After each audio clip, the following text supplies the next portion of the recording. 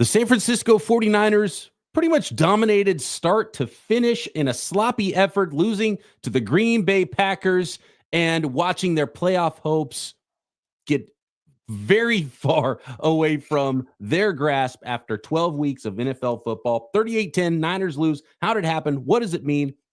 Game balls? Coming up on today's Locked On 49ers.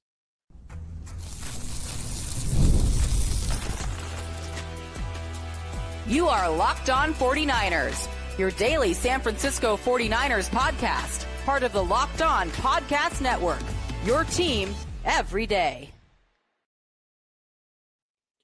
Welcome to Locked On 49ers. Brian Peacock and Eric Crocker at BD Peacock at Crocky209.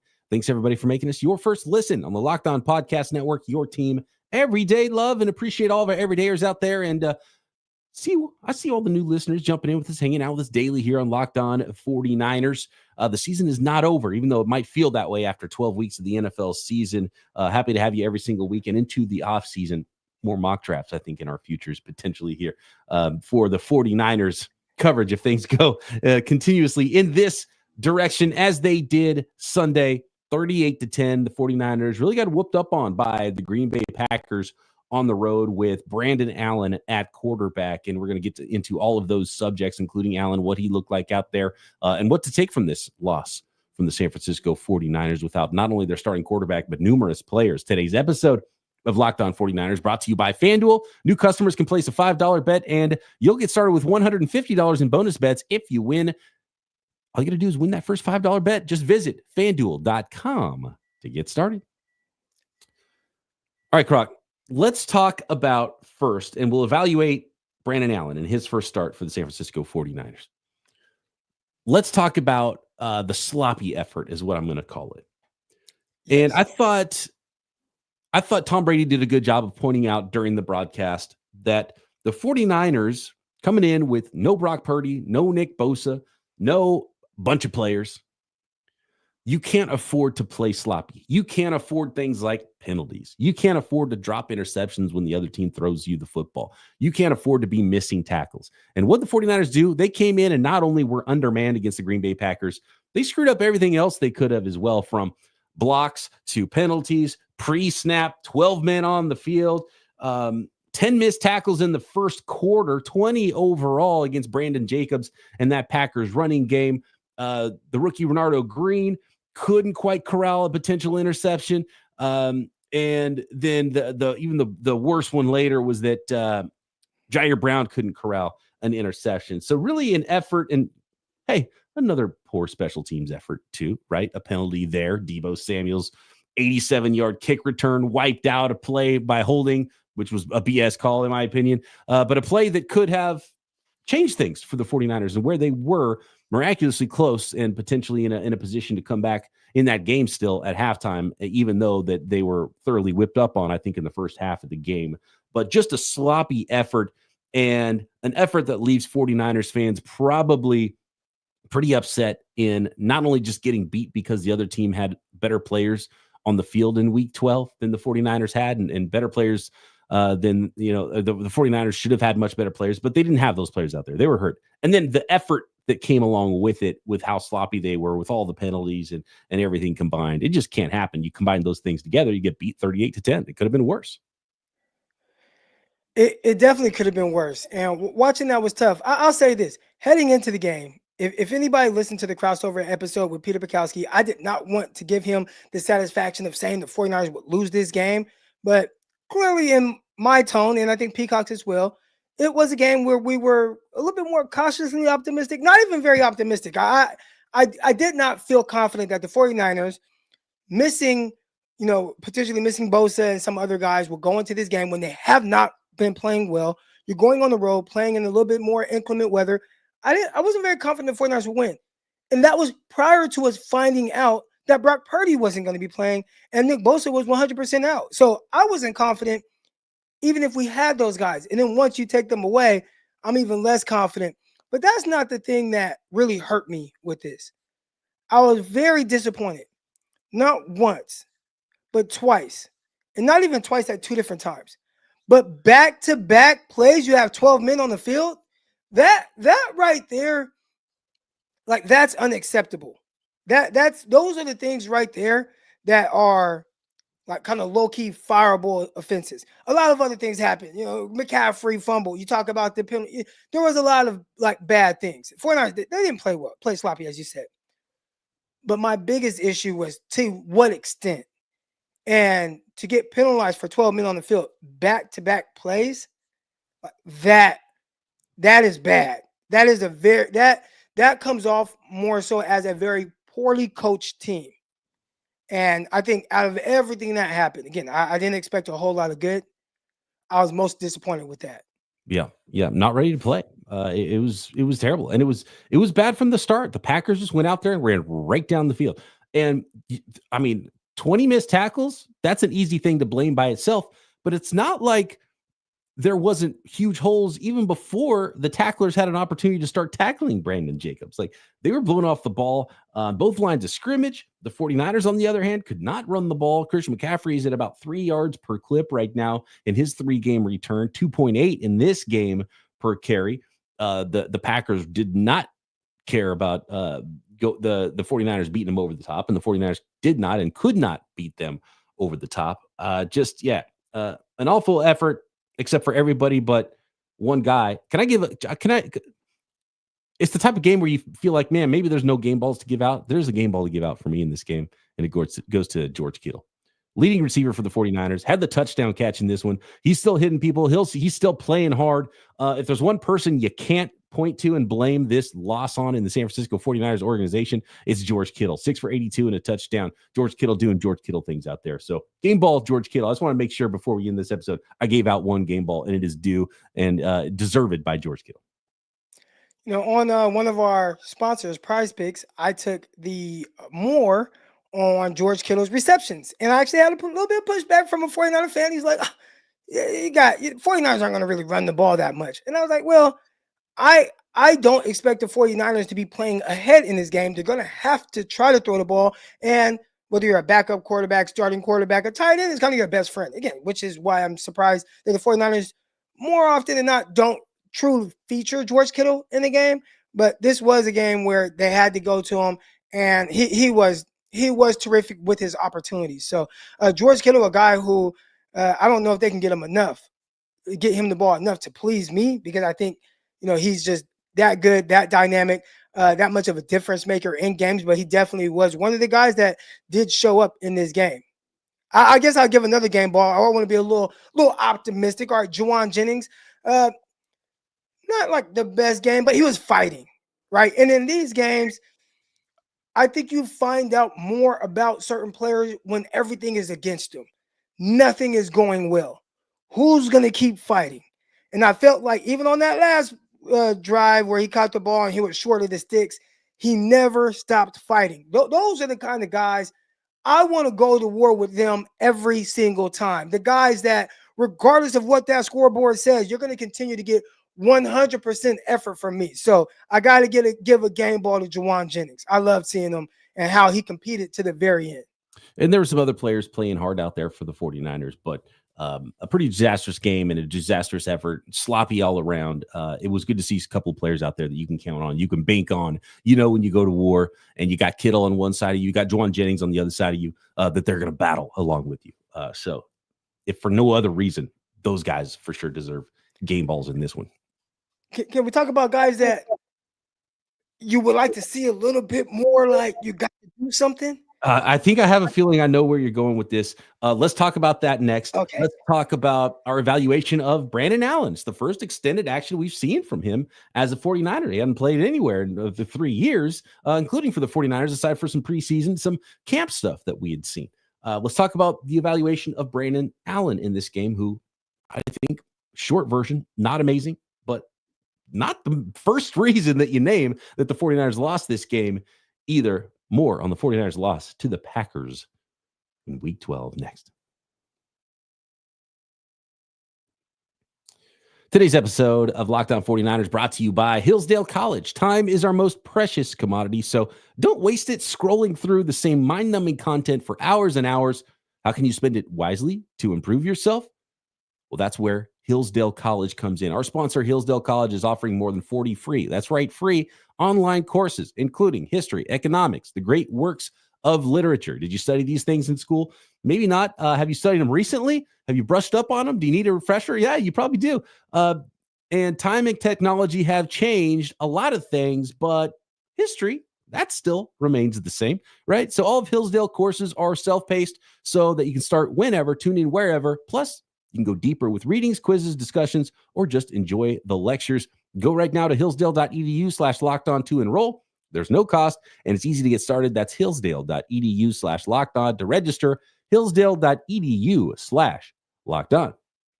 As Croc mentioned earlier, this podcast also brought to you by Prize Picks. Prize Picks is the best place to get real money sports action. With over 10 million members and billions of dollars in awarded winnings, Prize Picks has made daily fantasy sports accessible to all, and it's so fun and it's so easy. All you do is you pick two or more players, you pick more or less than the stat projections on those two or more players for a shot to win up to 100 times your cash. Run your game all season long on Prize Picks. And Prize Picks also offers weekly promotions that can lead to big payouts like Taco Tuesday. Each Tuesday, Prize Picks discounts select player projections up to 25% to provide even more value for your lineups. And Thanksgiving free square as well. Tyreek Hill only needs to receive 0.5 receiving yards for the projection to hit. If you're correct on at least one more stat projection, there you go. You're winning real cash. So download the app today. Use code LOCKEDONNFL to get $50 instantly when you play your first $5 lineup.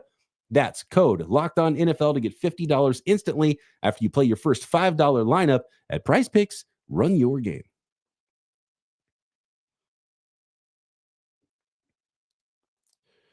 All right, Croc. The guys that you can go to war with, we've talked a little bit about them, gave them some game balls. Did you see some efforts out there, some disappointing players on the football field for the 49ers? And I'm sure there are more of those guys, I think, in this kind of a game after a 38-10 loss in Week 12 against those Packers. There's the low-hanging fruit one. I'm not going to go with that one that I feel like a lot of people might be thinking. But this is one where, again, my guys are my big dogs. I need you to stop the bleeding. All right. I need you to figure out a way to make plays. And this is a guy that early in the season he was doing that. And we talked about on the crossover episode. I pointed this person out. You're like, there was an injury and whatnot. Hasn't quite been the same since then. But Fred Warner, your defense, you're the guy right now. There is no Nick Bosa. All right. You're the guy. We need you to stop the bleeding. And I feel like he was just another guy out there. And that pains me to say something like that about Fred Warner, because I think Fred Warner is terrific. I think Fred Warner, especially again, talk about the first quarter of the season, best defensive player in the NFL, right? Defensive player of the year, give him the award right now. And when you see a game like this where your defense looks helpless, you have a running back running wild, you need somebody there to stop the bleeding. And Fred Warner, I want him to be the guy I can lean on in that moment, because I know he's a warrior. I know he's a fighter. But I didn't quite get that from this game, a game that clearly was snowballing away from the 49ers early on. So we gave some game balls. We give a negative game ball, we give a stinker ball, whatever it is, Fred Warner, I think he kind of deserves it. You can give a call out. You can call a guy out. Fred Warner, I don't know what it is, because I did mention and I thought you were going with a different player that I want to bring up in a second, which is probably the low-hanging fruit that you're talking about. But Fred Warner, yeah, he hasn't been the same guy since, what was it, week 4 or 5 when he had the ankle injury. And it's easy to blame it on the ankle. He's not been a guy that is he tired? I'm not sure what's going on with him, but something's not right with Fred Warner. He hasn't been that guy, and he didn't look like that guy out there in this game either. So is he playing through pain? And we don't know how much he's dealing with physically, potentially. He looks tired out there. Is he just drained? Is it a mental drain? Is it a physical drain with this team? Is it part of that, that Super Bowl hangover? I don't know, but you're right. He hasn't been all pro Fred since the crazy hot start to the season. And this isn't like, oh man, what he used to be like last year and beyond. That was this year. That was in October, like October 1st. He was that guy. November, what day is it? I don't even know what day it is right now. November 24th. And he's not that guy right now. That wasn't that long ago, Croc. It wasn't. And it just makes you it makes you just kind of wonder what's going on with him. How about the drops from Debo? One of them leading to that was the low hanging fruit. That was the low hanging fruit. I thought that's where you're going to go at first when you said you were going another direction. Then I had a feeling you were going to go to Fred Warner instead. And I mean, you need a play though, and who do you call on? You put Deebo Samuel back to return kick, 87-yard return. Nope, wiped out by holding. And I do think that I'm not going to even blame Saubert on that. I think he pancaked the dude. We saw earlier this season. Remember, I think it was Kittle. There was a Jordan Mason touchdown run, and Kittle pancakes a guy, and they called holding on it. They've been calling holding on these blocks by guys out in space this year that hasn't really been called before. And, they have a grip on their jersey, but it's the inside grip, and that's a legal block in the NFL, and it has been. It's supposed to be. Yeah, and this guy wasn't like a clean block to me. I wasn't outside. Like that, yeah, he pancaked. That's exactly how you would teach it up. Like, you hands inside, you drive your feet, and you get them to the ground, which is what happened. I think the reason the flag was thrown was I think if Debo was still behind the blocker and he pancakes him, I don't think they throw the flag. But once Debo passes the guy or the returner passes the guy, and then you pancake him as the guy's kind of reaching to get the guy running by him, I think it looks like holding, even though it's not. But really, where Debo hurt the 49ers was not being able to corral some catches. And to be honest with you, the interception by Brandon Allen was not a bad throw. And Tom Brady said it on the telecast, and I'm glad he said it because exactly what I was thinking. They showed the replay, and Tom Brady's like, this is a good throw. This is a tight window throw. These are the throws that we see Brock Purdy make. These are the throws that Kyle Shanahan asked his quarterback to make. It was a decisive throw. It was accurate. Was it high? Yes, but it kind of needed to be high right there. That was the place to throw the football.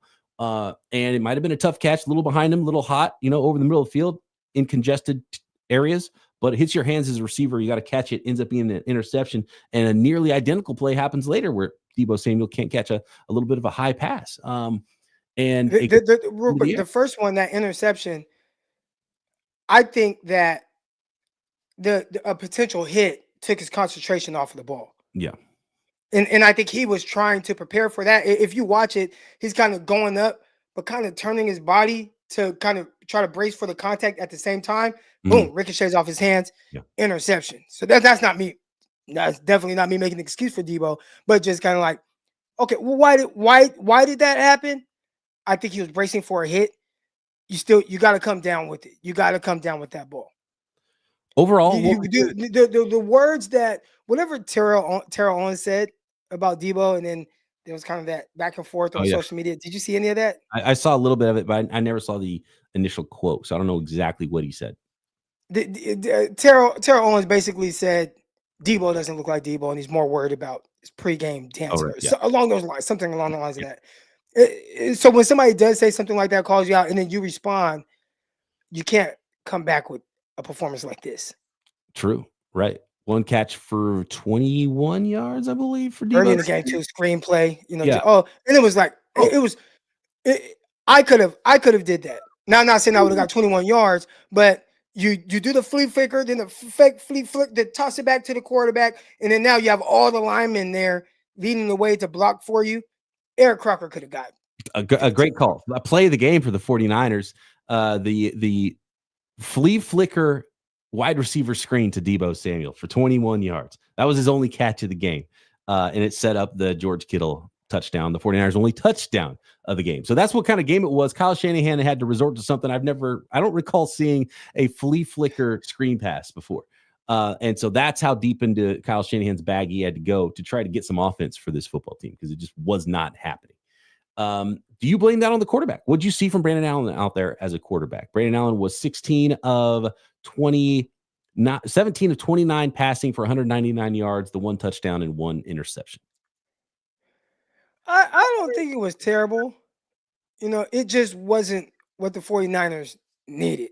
When the defense is playing this poorly, right? Like defense is playing, you're getting gashed left and right. They're going on these long drives. You would ideally want a quarterback who can kind of stop the bleeding in that situation. And Allen just isn't the guy for that. Matter of fact, I mean, if you want a guy that can potentially stop the bleeding, I would think it would be Dobbs, because Dobbs is just more effective with his legs. So even if it's not going as great through the air as you ideally would like, and I can make a play here and there with my legs, and it kind of offset that. Let's keep some drives going. Like the 49ers didn't get a first down until midway through the second quarter of this game. Like, that's unacceptable. And Brandon Allen, like, you're helming that. You're the guy with the ball in your hands every single play. But it was tough. Again, we talked about he had some drops. There were some fumbles later in this game. The defense just played so poorly. I just would have rather had Dobbs there. And if you would have asked me prior, like if we would have talked about this on the crossover episode or on our Keys to Victory episode on Thursday, and if we would have known Brock Purdy wasn't playing, I would say, well, they need to start Dobbs, because he's a guy that not only has starting experience, like he won games. Like Brandon Allen ain't. What has he done? Last year, like he played last year. He's played in the last calendar year, right? And Brandon Allen hasn't played in a few years. We both agreed, though, that Brandon Allen looked like the better quarterback at camp. It's a small sample, but it can't practice. It's like, Brandon Allen looked pretty good. But yeah, but once we saw preseason, I liked what I saw from Dobbs more in preseason. And that was a good example late in the game too, and it kind of fell apart a little bit for Allen and the turnover. And there was a play where he was getting rushed and he's beyond his first read and starts to try to roll out of the pocket, and there's no play to be made there by someone like Brandon Allen. A play that Brock Purdy could make, a play that Josh Dobbs maybe could make something out of and get out of the pocket and get out on the run and make a play. And Brandon Allen is just not going to give you that. And so he's a backup for a reason. That's the part too. I saw a lot of takes about, this is exactly why you pay Purdy, and it's like, well, are we comparing Purdy to Brandon Allen? Yeah, is that not even he's a backup and maybe a 3, right? He's like a 2/3. He's not like even a high end backup or anything like that. So that's where you probably just say, let's go with Dobbs. Maybe for Kyle, Dobbs doesn't get the ball out in time as much as someone like Brandon Allen does. It's been more in the offense, and that's his game, because that's the only game he can have, right? I think you got to try to find a quarterback that can make some plays for you, and that screams Dobbs to me. Even though I would not put the game on Brandon Allen, because even though he did turn the ball over, we talked about the drop. It was well beyond Allen, and I would start blaming the tackling and the penalties. And the if your defense plays the way that they did, like, again, the 49ers have not been playing well for a majority of this season. They were getting their ass kicked with Brock Purdy in that quarterback. Right. They wouldn't have won that game. So if your defense is going to give up 38 points, and again, part of it, some of the turnovers and whatnot, but if that's what's going to happen, I don't think it matters if it's Brock. But I would have liked to see some playmaking ability to just stop the bleeding a little bit early on. I said I wanted to see it from Fred. Your quarterback, that's a big part of it as well. Because, hey, if you make a play, if you make a throw, all right, now it's not 3 and out. Now your defense isn't continuing to stay on the field. Now you're setting up, even if you eventually have to punt, the opposing offense is pinned way back, right? That changes the way they have to call plays. So those are the things that you would have liked to see. But regardless of the fact, if you told me a team scores 38, 49ers could have everybody on the offensive side of the ball, I'd tell you 49ers probably lost that game. Yeah, they don't score over 38 very often. Next, let's see if there's any more game balls in this one. I want to talk about a couple of more plays and a couple more quarterback issues, conversations, potential changes for the San Francisco 49ers next. The last segment of this episode of Locked On 49ers is presented by FanDuel, America's #1 sports book. Get ready to tackle the NFL action right now at FanDuel, because right now new customers can bet $5 and get $150 in bonus bets if you win. The FanDuel Sportsbook app gives you everything you need to place live bets on the NFL all in one place. So when you get a hunch in the middle of the game, let's say you're watching Monday Night Football, and you want to check the latest stats, view live play-by-play, maybe get involved in some live in-game betting, you can find it all on the very same page where you place your bets at FanDuel.com, or download the app and you'll get started with $150 in bonus bets if you win your first $5 bet. Not just NFL as well, not just weekly lines, tons of prop bets, tons of future bets. You want to talk about the next coach to get fired? You can find that. Draft props. We might start talking a lot about the draft on this podcast very soon. You can find draft props on FanDuel and so much more. NBA, NHL. All you got to do is go to FanDuel.com. Never waste a hunch and make every moment more with FanDuel, an official sportsbook partner of the NFL.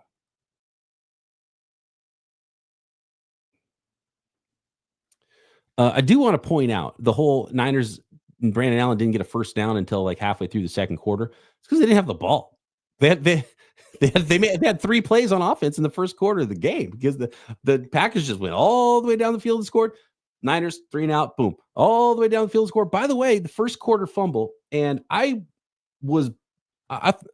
mind was blown, Croc. Speaking of Brandon Allen, to start the game, and they show Brandon Allen, and they're like, he's got a splint on his finger on his left hand. Where do you get hurt? He hasn't played in 3 years. He's got a splint on his finger already. What is going on? I was blown away. And Ronaldo came on, and there's Ronaldo, right? Came on and he's like, he got hurt by a snap in practice a couple of weeks ago. I mean, I think it's already razor thin close between Dobbs and Allen anyway. Would a broken finger that could potentially lead to what we saw fumbles in this game, wouldn't that make the difference to say we're going to go with Dobbs instead of Brandon Allen in this game? He's hurt already. What is it with Kyle Shanahan quarterbacks? What does he do to them in the quarterback room? Is it like a dungeon? Is it a torture chamber in there? It's unbelievable how his quarterbacks get hurt. Brandon Allen's hurt before he makes his first snap. You know, if you're willing to play Brandon Allen out there with a broken finger over Dobbs, why do you even have Dobbs on this roster? Well, that brings me to it's a great point, and that brings me to my next question. Does it make you want to go out there and sign Daniel Jones even more just to see what he might have for you? Yeah, because you get him on like a what's his name? Russell Wilson type contract, like $1 million. You might have to pay him $1 million. It'd be like a vet minimum. I think rest of the year is probably what he ends up getting paid, and I'm sure he's going to clear waivers for the reason of nobody wanting to pay what his current salary is. It would make total sense for Daniel Jones, and I've had some pushback because people say Daniel Jones is trash. Well, I think Daniel Jones a very good chance in a couple of weeks he'd be at least as good or better than what we saw from Brandon Allen out there, right? So that's the thing, right? It goes back to what I said about, the Purdy thing earlier. What are we comparing them to? So if you're saying Daniel Jones is making $40 million a year, which he was in New York, and you're not getting $40 million results, then I understand saying he's trash. But if you're saying I just need Daniel Jones to be better than Brandon Allen and Josh Dobbs, I do think he is better suited to start for the 49ers in the absence of Brock Purdy. Danny Dimes, as he is sometimes known, I don't know if he's good. It wouldn't matter. He's free, and it's worth a look. I happen to think he would be at least a high-level backup in the NFL, even though I've been very critical of the New York Giants and giving him that money. I don't think he deserved that. But, man, we're comparing him with guys who were 2/3s in the NFL. Worth a look. It's a free look. Maybe you turns out you like him a lot. You want to sign him next year to back up Brock Purdy. Maybe it turns out he signs somewhere for a bridge contract like Sam Darnold did, and you get a free comp pick for it for nothing. So I'm absolutely in the camp that you give Danny Dimes a look, and we'll see if he's one of the teams. Apparently, 10 teams have reached out to him, and supposedly the Raiders are willing to just let him start right away, which shouldn't be surprising because they're trash. Do you want to go to a trash organization, or do you want to try to rebuild and learn one of the offenses that half the teams in the league are running under the guy who's the mastermind of it all? It's his tree. It's called the Shanahan tree, right? And the Shanahan offense. That's probably where I'd go if I was Danny Dimes instead of taking snaps from behind whatever they got going on in Las Vegas there. Let me go have fun in Vegas for a few weeks. Oh, see, yeah, that's why you're going to be out of the league sooner. Daniel Jones is a high character young man. He doesn't want to go. He doesn't want nights out. He wants to grind the playbook. Anyway, that hasn't been working very well for him. He might need to go hit the craps tables a little bit. Just loosen up a little bit, guy. He might need. He's very talented. Like, you can't watch Daniel Jones play and don't think that this is a very talented guy that could bring multi-dimensional aspect to your offense. The inconsistency is that of a backup. Right. Well, that's his issue. He rolls out there. He's the biggest, fastest, best armed, most athletic quarterback on the 49ers roster instantly. Can you work with that a little bit? Can you play in timing enough to make some plays for you? It's not saying that he's going to come in and save the season or anything, but after a couple of weeks, get a look at him. I don't know. It's a free quarterback. Got to be better than Brandon Allen, right? I mean, that's the way I look at it. And you get a free comp pick for it, for just taking a look at a guy. Well, here's the thing. It's not even so much that, hey, Daniel Jones come save the 49ers season. The 49ers are expecting to have Brock Purdy come back. So It would be Daniel Jones in case, so like hopefully he doesn't have to play for the next few weeks. But God forbid Brock Purdy goes down again with an injury in a few weeks. Would you rather have Daniel Jones starting, Brandon Allen, or Josh Dobbs? And I would say I would just rather see what Daniel Jones would look like with the 49ers if you're getting him for the low. So from that perspective, okay, it makes sense. I mean, that just depends on how you feel about the rest of the season in general. One of the topics here is playoff hopes is on life support. And I talked about it. I said, I thought it was going to be tough to win in Green Bay with Purdy. But you lose that game, and now you are playing on the East Coast, having to play against the Buffalo Bills, which they're a very weird team because they can beat you by 30 points, but also like have some oddly tight games that maybe you feel like they kind of shouldn't. So it's almost like a legit kind of trap game where it's like, well, it is the 49ers, and at any point, 49ers can play well, but I don't think the 49ers they're not favored going into this game. They're like 7.5-point dogs on the road, as they should be. And that's, again, assuming that Brock Purdy will be playing as Kyle and those guys hope he is. Two really quick notes for me, and feel free to give out any more game balls if you have any, Croc. I don't. Nick Bosa, the most important player on the San Francisco 49ers. You see what the defensive line looks like when he's out there, when he's not out there. It's not even close. The 49ers need Bosa back, and in the offseason, they need to address the defensive line. That needs to come back to be the powerhouse unit of the 49ers entire roster, entire team. So whether it's first round picks, free agent money, trades, whatever you got to do, get Bosa back and improve on top of what you already have on your defensive line. That needs to be a powerhouse. That's a non-starter for me for the 49ers going forward. The other one is the running back situation, Christian McCaffrey. Mark says, is there any justification whatsoever for Mason getting one carry? He did get a couple more. And it was a good carry. Yeah, well, it's the thing. His one carry, his first carry in this game in the second half was longer than any Christian McCaffrey carry so far this season in the 3 games he's been back. And Paul says Christian McCaffrey's done as a runner. I don't know if I'm ready to say that. He definitely doesn't look like the vintage Christian McCaffrey. This is the age that guys become done at the running back position in the NFL. But I don't understand the hesitance from Kyle Shanahan to utilize the other running backs, get a little more juice on the field. Dobbs could give you maybe a little bit more juice, give you a different look, give you a spark. Jordan Mason, clearly first touch gives you a spark. Maybe Garendo, get him out in space, could give you a spark. You got to do something because what you're doing is clearly not going to be enough to go win a game against a good team. It was funny because I saw the carry and I said, oh, then the very next play he was in still, but then they split him out. And I was going to text you and say, I think they're going to take our advice. They're going to give the rock to Jordan Mason. And then he just never got a carry again. Oh, man. Those are the things when people, again, Kyle Shanahan is the coach of an NFL team. So who am I to question this guy? Mm-hmm. But he does certain things that are definitely very questionable and don't quite make sense. Again, I talked about George Kittle earlier. I have been banging the table. He needs more targets. He is a mismatch for every team he lines up again. His run after catch, terrific. He is a playmaker. Find different ways. He has 6 catches on 6 targets. Okay, well, why shouldn't he have 8 targets? Why shouldn't he have 9 targets? You need him right now. And I'm not doing it. I feel like that's on Kyle. That's on Kyle. And then, look at the running back situation. CMC is still trying to find his way. Well, you know who doesn't have to find his way? Jordan Mason, because he's found his way this entire season. He has run very well this entire season. Why is it that he can't get more than 2 carries in a game?